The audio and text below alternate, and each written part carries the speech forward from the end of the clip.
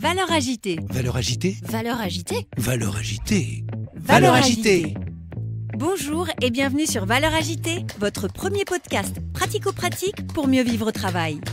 Chaque semaine avec mes invités, nous croisons nos regards sur les valeurs de ce nouveau monde et partageons nos secrets pour gagner en efficacité et sérénité professionnelle. DG, DRH, manager, vous avez des enjeux de transformation ou tout simplement souhaitez être plus performant et plus épanoui dans votre vie professionnelle? Alors ce podcast est fait pour vous. Je suis Magali Auger, DRH et DG depuis 20 ans et coach professionnel certifié. Curieux d'en savoir plus? Demandez-moi en contact sur LinkedIn et rendez-vous sur vos plateformes préférées. Une des conditions pour être DRH de transition, il faut savoir gérer son stress. Toute situation, on reste bien sûr humain, on peut avoir aussi parfois quelques failles qui percent la cuirasse, comme on dit, mais voilà, il faut arriver vraiment à ne pas se laisser emporter par les émotions.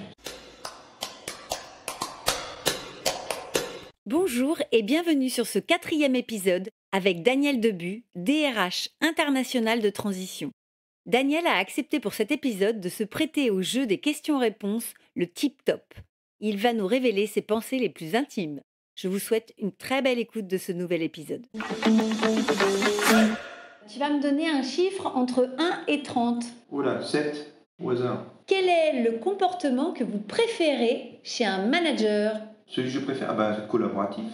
Parce que quel que soit son niveau de responsabilité, en retour, il y a un collaborateur dans l'entreprise, et collaborateur, c'est collaboration, alors pas au sens, on va dire, de 39-45, mais en tout cas de contribuer, de contributeur aussi, on peut appeler ça comme ça, donc au fonctionnement de l'entreprise. Un autre chiffre entre 1 et 30 9. Quand est-ce que tu n'as pas respecté scrupuleusement la loi pour la dernière fois? Alors ça, c'est une très bonne question. Donc je respecte toujours la loi, parce que de principe, parce que je suis aussi, on va dire, de formation juriste, juridique. Donc après, effectivement, c'est une évaluation de risque, de savoir, lorsqu'il y a eu un défaut, on va dire, de l'entreprise, comment effectivement on arrive à manager le risque. Le juge de paix, tout justement, en tout cas sur la loi, du moins c'est le juge au tribunal. Donc soit on est bon, soit on n'est pas bon. Alors pour l'instant, j'ai cette chance-là d'avoir effectivement un taux de réussite assez élevé sur les sujets que j'ai moi-même initiés.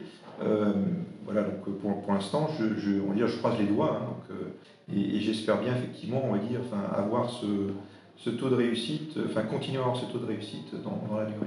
Je vais te reposer une dernière question sur ton profil. Donc, de la même manière, un nouveau chiffre entre 1 et 30. Allez, 15. Portrait chinois. Oula. Si vous étiez un animal, quel serait-il et pourquoi? Moi, j'aime bien, alors si ce n'est parfois dans le graphisme aussi, tout ce qui est octopussy. Donc, c'est la pieuvre, parce qu'on a plusieurs bras et on fait plusieurs choses en même temps lorsqu'on est effectivement DRH, y compris de transition. Parce qu'il y a tous les sujets. Alors j'ai plusieurs cordes à mon arc, y compris la partie SIRH. Je parlais des relations sociales, je parlais des compétences, je parlais aussi tout ce qui est hygiène, sécurité, environnement. D'ailleurs, on a les mêmes interlocuteurs, s'entend des représentants du personnel en face de soi, le recrutement également. On est vraiment multitâches, multifonctions, et même aussi arriver de tenir des fonctions qui n'étaient pas forcément que ressources humaines. Donc la dernière fois, c'était aussi, un responsable achat, séparé du responsable en question. Donc, j'ai assuré l'intérim aussi, en mettant en place aussi une task force. Le côté aussi opérationnel des choses, c'est très agile, parce qu'en fait, vous êtes la pieuvre dans l'eau, aussi très très agile. C'est très élégante aussi par ailleurs. Donc c'est un animal que j'aime bien. Merci beaucoup Daniel. On peut retenir ensemble, c'est qu'effectivement le DRH de transition n'est pas forcément un cost killer. Ça peut être quelqu'un de très humain, pour autant il peut aussi s'attacher aux data, aux données factuelles. Il faut qu'il soit très à l'écoute, très en vigilance par rapport aux signaux faibles, tu le disais tout à l'heure. Il faut que le DRH de transition arrive à donner confiance assez rapidement. Et puis on a entendu les qualités principales, être réactif, adaptable, agile et en même temps dans l'opérationnel, très pragmatique, concret, terrain. Ça fait partie des qualités appréciées et nécessaires pour être DRH de transition. Et on l'a bien entendu, il est plus facile d'être DRH de transition quand on est senior que quand on est junior, puisque ça s'appuie sur une longue expérience, une longue expertise. Et effectivement, quand on est DRH, c'est la multiplicité des situations qu'on rencontre et des problématiques et des typologies de profils qu'on est amené à rencontrer qui nous enrichit et qui nous aide aussi à avoir un positionnement plus pertinent, plus opportun. Juste pour compléter, ça permet aussi en situation par exemple lorsqu'on a un plan de recrutement comme j'ai déjà été amené effectivement à le traiter là dans une mission relativement récente, aussi très très réactif, en étant très organisé, parce que c'est l'autre point sur lequel il faut avoir vraiment en tête, c'est-à-dire si vous êtes vous-même pas organisé, on va dire que généralement c'est un peu plus difficile. Par effectivement projet, process, organisation, et écoute, bien sûr, au sens premier, c'est vraiment on va dire, les facteurs de réussite d'une mission. Est-ce que tu as un dernier conseil à nous donner pour gagner en efficacité professionnelle? Et la deuxième question, c'est est-ce que tu as un dernier conseil à nous donner pour gagner en sérénité professionnelle? J'en ai qu'un seul qui va couvrir les deux. En fait, c'est de ne jamais entrer dans l'émotionnel. Dès que vous entrez dans l'émotionnel, vous êtes foutu. Donc voilà, au bout de la fin. C'est quoi le risque?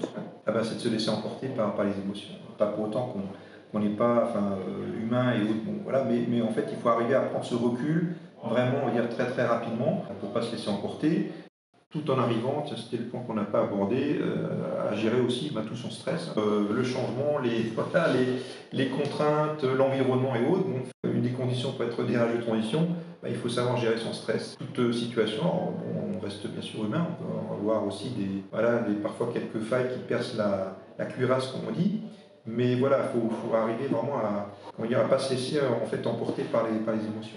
C'est aussi tout un travail en fait ce qu'on appelle de mi-distance. Lorsque vous avez, on va dire, deux versions, on va dire l'une en face de l'autre. Voilà, vous mettez, alors pas d'un côté ni de l'autre, mais vous avez cette sagesse entre guillemets de vous mettre à mi-distance. Vous mettez à la place de l'un, puis après à la place de l'autre, et puis après vous en tirez c'est un peu un genre de jugement de Salomon, le côté biblique du métier. Alors, et toujours lorsqu'il y a effectivement, on va dire, un choix, une décision qui est prise, être en mesure de pouvoir l'expliquer clairement. Donc ça aussi, ça permet d'aller aussi dans la voie de l'acceptation des uns comme des autres. Parce qu'effectivement, encore une fois, la vie est faite de choix, plus ou moins, on va dire, parfois contraints. Le monde de l'entreprise, vous n'êtes pas dans un monde de bisounours. Vous avez vraiment, on va dire, cette dimension-là encore une fois, traiter les problématiques en toute justesse. Alors parfois ça peut être un peu dur également, dur mais juste, mais en tout cas d'arriver effectivement, on va dire, à trouver les solutions, pour faire avancer les uns et les autres. Merci beaucoup Daniel, j'ai été ravie de réaliser cette interview avec toi, où tu as su nous donner quelques conseils concrets et utiles pour réussir à être un bon DRH de transition si nos auditeurs ont envie de se lancer. Et donc une dernière actualité, peut-être si aujourd'hui un employeur nous écoute et a envie de te confier une mission, il te contacte donc sur mon profil LinkedIn, tout simplement, je suis ouvert, Daniel Debu. Je suis aussi dans un collectif donc de DRH de transition, là, c'est son nom. C'est vraiment un réseau d'entraide. Alors pendant les missions, pendant les intermissions, c'est-à-dire lorsqu'on est effectivement en recherche et autres d'une nouvelle mission, ou en préparation d'une recherche, ça permet d'avoir aussi des échanges intéressants avec des pairs, parce que le tout en fait c'est pas de se retrouver tout seul non plus. Et donc on est des gens, on va dire, qui sont pas concurrence, ou alors vraiment très très rarement. En fait, on n'est jamais disponible en même temps. Et donc on est à peu près sur les mêmes niveaux de profil et d'expérience, donc assez importante, ce qui nous permet ensuite d'être effectivement adaptable en toute situation. Voilà, c'est très très facile. On envoie un premier message et puis Daniel, D-E-B-U-S. C'est ça, exactement. Merci Magali. Merci. Et donc, pour notre conclusion, est-ce que tu as réfléchi à une personne que tu souhaiterais que j'interviewe sur ce podcast Valeurs Agitées et quelles questions tu aurais envie que je lui pose?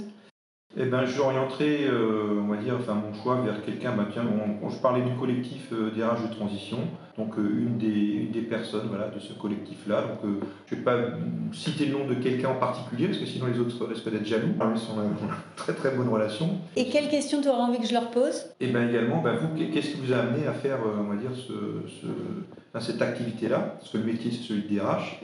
L'activité, c'est celui de la transition, donc c'est d'intervenir effectivement au pied levé dans toutes les situations imaginables et parfois inimaginables.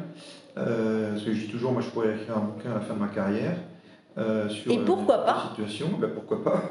Donc prochain rendez-vous lorsque tu auras sorti ton livre alors.